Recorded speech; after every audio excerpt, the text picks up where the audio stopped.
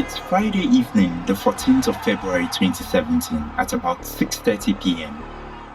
The Cesar Ducache football stadium is full to capacity with spectators. The stadium is in Mdansane, a town that is about a 10-hour drive south of Johannesburg. Chippa United is playing Mamelodi Sundowns and the score is 1-1.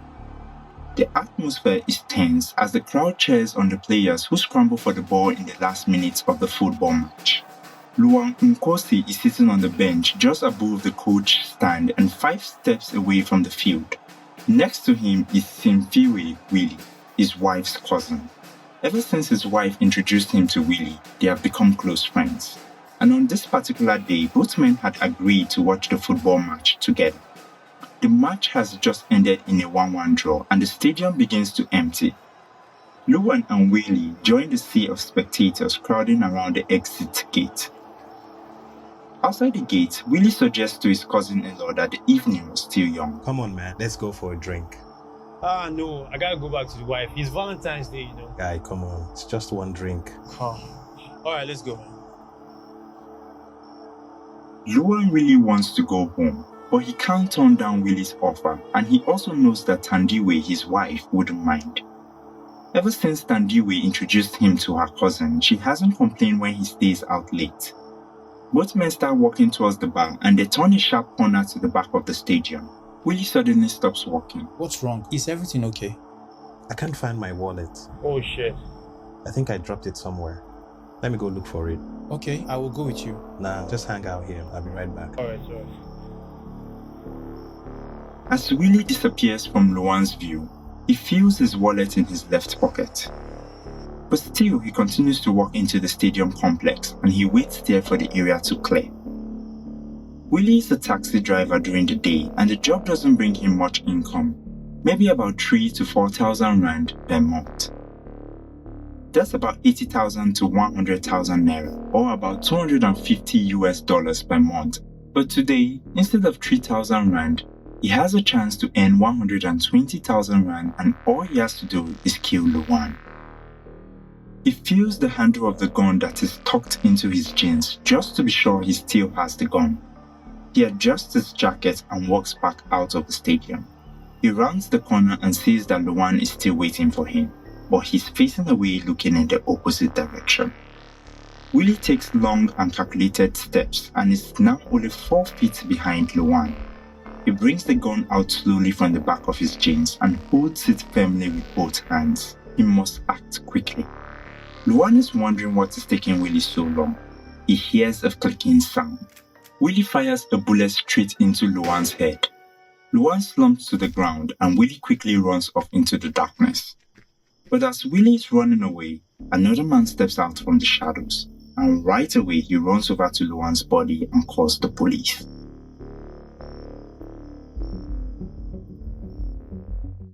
I am so tired of this man. She stabbed me. Oh shit. Officer, I didn't kill my husband. Oyamino is dead. I love my husband. Nothing in life is certain except death, taxes, and crime. Criminals exist in every community. They can be a complete stranger, a next-door neighbor, or the person you kiss goodnight. Welcome to the 3rd season of True Crime Naija. I'm your host, John Iwodi. In this series, we bring you stories of crimes that have actually happened not only in Nigeria but across Africa.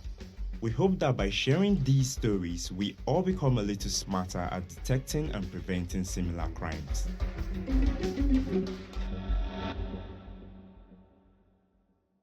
A few months after Luan's death, his widow Tandiwe is outside hailing a taxi. She's going into town to settle some business. Tandiwe opens the rear passenger door and slides in. Zodwa, a woman in her mid-40s, is already seated in the rear seat and she moves over to make room for the new passenger. Zodwa notices that the woman is dressed in black morning attire, complete with a hair tie and a thin black veil. As the car pulls into traffic, Zodwa leans over to the woman. Good afternoon, ma. Good afternoon. I'm sorry. Did you lose someone? Tandiwe turns to look at Zodwa. Yes, my husband. I'm sorry for your loss. Thank you. Tandiwe turns back to face forward, and as she folds her hands over her handbag, Zodwa catches a glimpse of a diamond bracelet on her wrist. The matching diamond earrings hanging from the stranger's ears also catch her attention. It looks like you're still doing well. Zodwa motions to her own ears, which are completely bare. Tandiwe looks over at Zodwa, trying to figure out what the stranger might be after. But when she sees Zodwa's soft, unassuming smile, she lowers her guard. My husband was a good man. He left a nice insurance package for me. Oh. Zodwa leans back into her seat and begins to think. Her own marriage was a nightmare. She and her husband were always fighting, and Zodwa was fed up. But she can't leave the marriage. He won't divorce her, and if she initiates the divorce, she will be left with little or nothing. And she needs the money. The taxi pulls to a stop, and as Tandiwe reaches into her purse to pay the driver, Zodwa stops her. Please, let me pay. Tandiwe is confused. If anything, she should be paying for Zodwa. As if reading her mind, Zodwa rushes to explain. Please, I need your help. I want to know more about insurance benefits.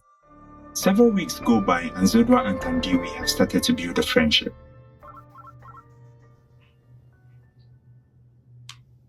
Hello? I am so tired of this man. I have been begging and begging for a divorce. He won't give me. What am I supposed to do now? Calm down. Calm down.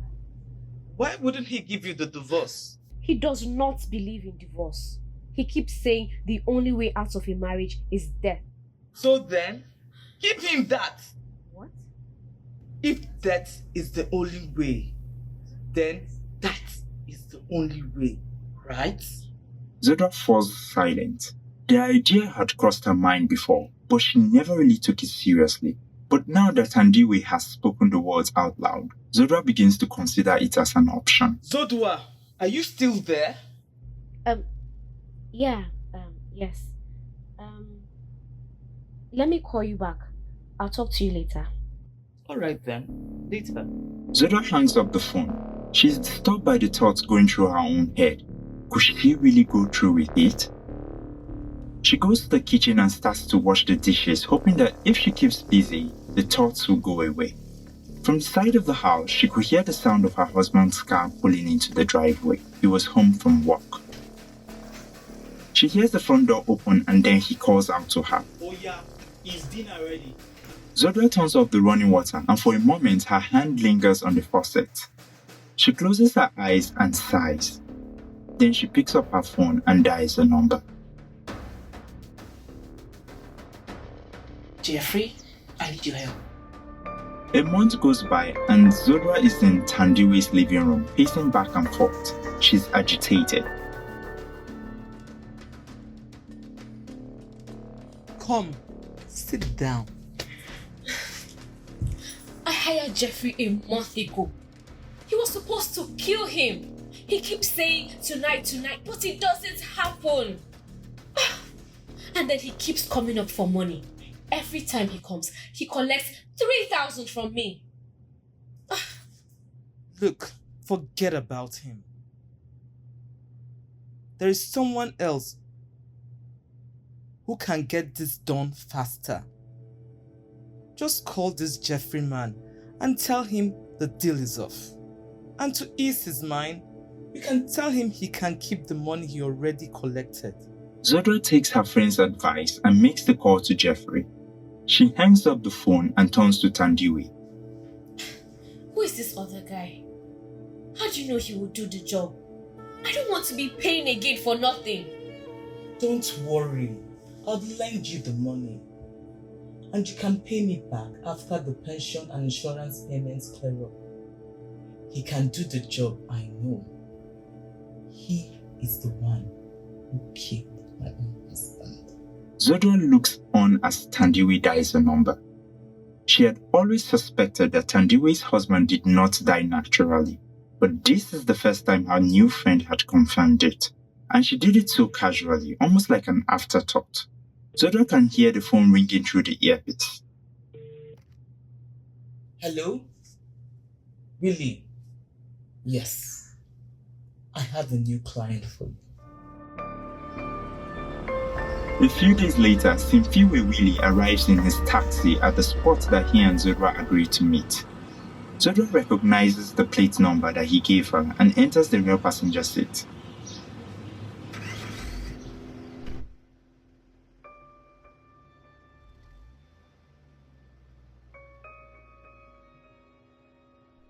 Are you sure you really want to do this? Why would you ask me that? What will make a beautiful woman like you want her husband dead? As Willie continued to weave through traffic, she tells him her story. She had been unhappy in her marriage for years. It's really hard, you know.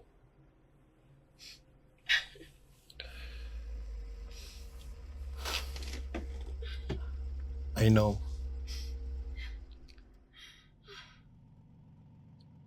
Don't worry. I'll take care of everything.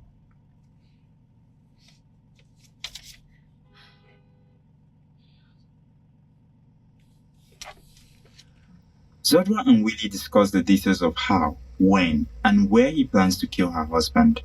Willie drives to a junction near her house to drop her off. As Zodwa is about to exit the taxi, he makes her an offer. Hey, you can call me anytime you want to talk. Zodwa doesn't respond, but she closes the door and smiles to herself. It's a hot evening in Mdansane Township in the Eastern Cape. Ludumo Dlamini, Zodwa's husband, is parking his car in front of his house. Ludumo has just returned home from work and he's hungry and exhausted. He hopes that his wife has prepared dinner. Ludumo is immediately taken aback by what he sees. The room is empty. The couch, the television, even the window blinds are all gone. He calls out to his wife. Zodwa? When Ludumo doesn't get a response, he rushes into the bedroom. And again, it is empty. His wife's jewelry and boxes are gone. Ludumo quickly runs to his neighbor's house to let them know what had happened. But when he gets there, the neighbors tell Ludumo that earlier in the day, while he was at work, Zodwa had come home with a truck. Then she moved everything from the house into the truck and left. Zodwa was moving in with Willie. After 2 months of traveling back and forth to be together, Willie asks Zodwa to move in with him, and it's there they continue to plan her husband's death. It's October 2017, months after Zodwa's disappearance, and Ludumo is sitting in his living room. He had bought a new couch and television, and he was beginning to move on with his life. He's flipping through some work documents when his phone rings.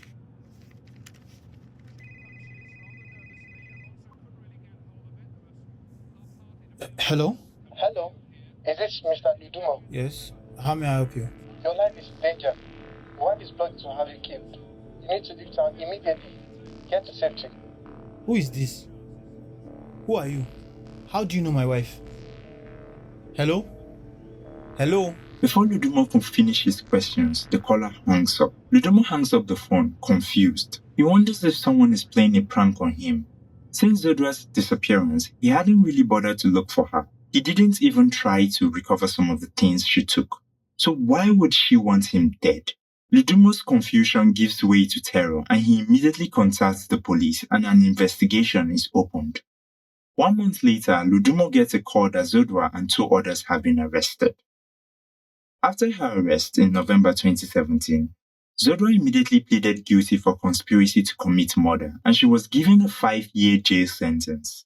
Her sentence was suspended on the condition that she turns state witness in the case against Tandiwe and Willie, both of whom had been arrested for the murder of Tandiwe's husband, Lowan, and conspiracy to murder Zodwa's husband, Ludumo. Tandiwe and Willie both pleaded not guilty to the charges. Among the witnesses that testified against Tandiwe and Willie at trial was the man who saw the shooting at the stadium and called for help. On Friday, 28th of August 2020, About 3 years after the arrest, the Mdansani Magistrate Court sentenced Thandiwe Nkosi and Willie Simfiwe to life imprisonment for the murder of Loan Nkosi and 13 years for conspiracy to commit murder.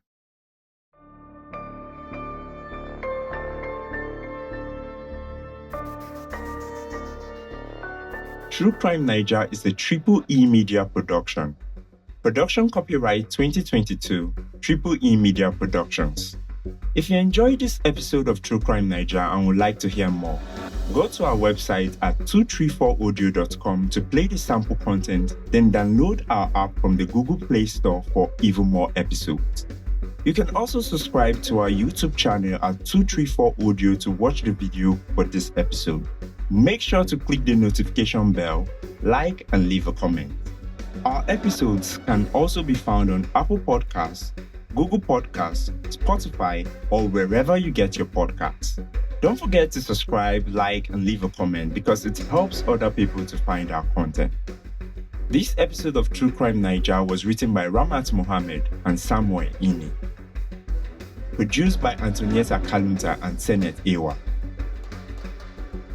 Executive Producer Ramat Mohammed. Andrea Tohi Azudwa Dlamini. Chizoba Adeze Ongbenu as Thandiwe Nkosi. Sariki as Willie Simfiwe. Special thanks to Asobwa Chima Collins, Jeff Awubotu, Lucky Usamu, and Gilbert Owen. Lighting, videography, Uche Mba and Senet Ewa. Video editing, Uche Mba. Sound recording, mixing, and mastering, Dominic Tebakaji. Sound editing, Sam Tebakaji. Cover art by Mala Iwa, Bado Ikaleku. Stay alert, stay alive. See you next week.